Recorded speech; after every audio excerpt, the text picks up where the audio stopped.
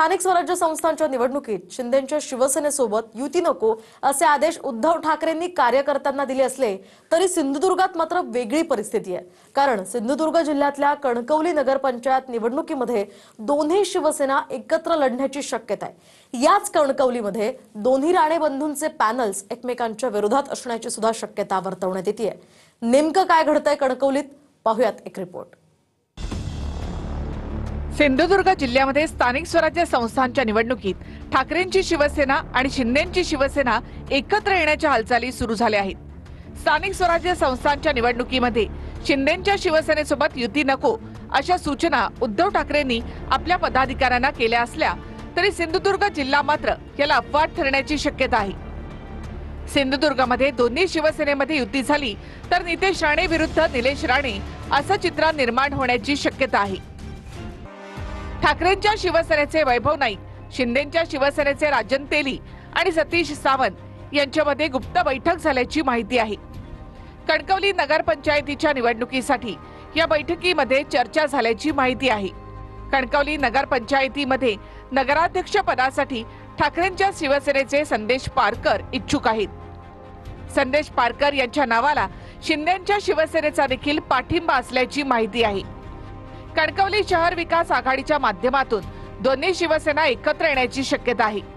भाजपकडनं समीर नलावडे हे उमेदवार असतील अशी चर्चा सुरू आहे।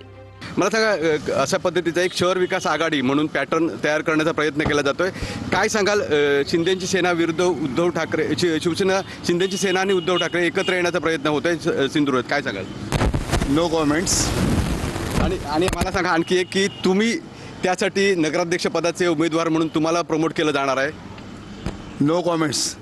निलेश राणे यांनी स्टेटमेंट कधी केलं की ज्यावेळी वेगळ्या माध्यमातून त्यांच्याकडे ती बातमी आली तर त्यावेळेवर ते जर करत असेल तर आम्ही करू, असं त्यांचं स्टेटमेंट आहे। आणि म्हणून शेवटी त्यांनी हे बोललेत परवाच्या बैठकीत, अंतिम निर्णय हा शिंदेसाहेब घेतील। उद्या जसा युतीचा निर्णय रवींद्र चव्हाण साहेब आहेत, आदरणीय राणे साहेब आहेत, आदरणीय मुख्यमंत्री साहेब आहेत, आदरणीय अजित पवार साहेब आहेत, ही सगळी मंडळी जसा युतीचा निर्णय घेणार तसाच निर्णय उद्या हे वरची मंडळी घेतील। प्रस्ताव मान्य असेल तर होय म्हणतील, नसेल तर तुम्ही सेपरेट लढा सांगतील।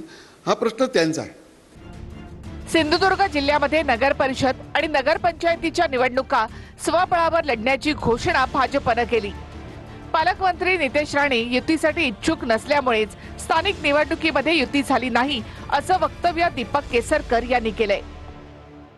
उदय सामंत आणि मी मुख्यमंत्री महोदयांना भेटलेलो होतो। त्याच्यानंतर त्यांनी आदरणीय रवींद्र चव्हाण साहेबांना भेटायला सांगितलं। तिथे सुद्धा भेट झाल्यानंतर त्यांची आणि पालकमंत्र्यांची भेट झालेली होती। त्याच्यामुळे पालकमंत्री बहुधा इच्छुक नसावे असं वाटतंय आणि त्याच्यामुळे कदाचित युती होऊ शकली नाही। ते सिंधुदुर्ग नाही, मी रत्नागिरी जिल्ह्यापुरतं बोललो। माझा 8 तारखेला सिंधुदुर्ग जिल्ह्यामध्ये दौरा आहे। सिंधुदुर्ग जिल्ह्यामधल्या दौऱ्यामध्ये आमच्या शिवसेनेच्या सगळ्या पदाधिकाऱ्यांना विश्वासात घेऊन त्यांना काय वाटतं ते शिंदे साहेबांशी चर्चा करून आम्ही निर्णय घेऊ। आमदार निलेश राणे हे सध्या शिंदेंच्या शिवसेनेमध्ये आहेत। त्यामुळे कणकवली नगर परिषदेत दोन्ही शिवसेना एकत्र आल्या तर नितेश राणे विरुद्ध निलेश राणे असा सामना स्थानिक निवडणुकीमध्ये होण्याची चिन्ह आहेत।